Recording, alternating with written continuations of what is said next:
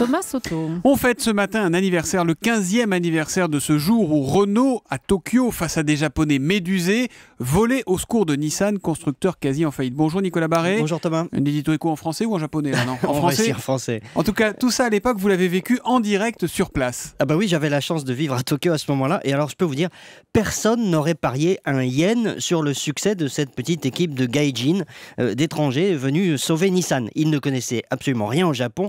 Évidemment, ils ne parlaient pas un mot de japonais.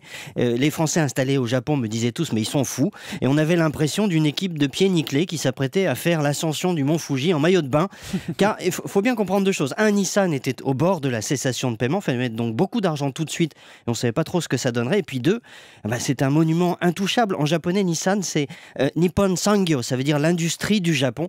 Et c'est un symbole du pays impossible à réformer a priori. En gros, il y a 15 ans, c'était donc un pari insensé, presque perdu d'avance, Nicolas. Oui, puis même en France, beaucoup de gens disaient, Louis Schweitzer, le patron de l'époque, joue Renault à qui tout double. Je me souviens d'ailleurs d'une visite de syndicalistes de Renault à Tokyo. Ils étaient complètement affolés, ils n'en voulaient pas de cette alliance. Mais Schweitzer avait compris une chose, Nissan allait mal sur le plan financier, mais il avait des années d'avance sur Renault en matière de technologie, de maîtrise de l'outil industriel, de qualité, etc. Les cadres français de Nissan, que je fréquentais à l'époque, étaient bluffés. C'est comme s'ils avaient ouvert un coffre à jouets, ils découvraient à quel point Nissan était en avance. Et en fait, sans Nissan, Renault aurait peut-être sombré. Et c'est un élément qui a fait le succès de l'alliance. Les deux se sont sauvés l'un l'autre. L'autre élément clé de cette alliance, dès le début, ça a été un homme, Carlos Ghosn. Exactement. Louis Schweitzer l'avait dit d'ailleurs, j'aurais jamais fait ce pari si Carlos n'avait pas accepté de partir à Tokyo.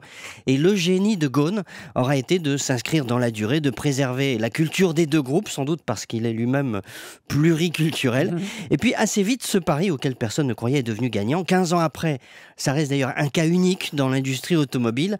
La grande question est de savoir si cette alliance hors norme survivra à Carlos Ghosn. Enfin, il n'est pas parti. Non, il n'est pas parti. Et le connaissant, il n'est pas prêt de décrocher. Et oui, il y a des mariages heureux dans l'automobile. Voilà qui va donner sans doute de l'espoir aux salariés de Peugeot, qui sont peut-être inquiets de voir Dongfeng entrer, même si c'est pas... Il faut espérer que ça se passe de la même manière. Voilà, qu'ils s'entendent bien et qu'ils vivent encore heureux au bout de 15 ans. L'édito éco de Nicolas Barré, directeur de la rédaction des Échos. C'est tous les matins à 8h10 sur Europe 1. À lundi, Nicolas. Bonne journée.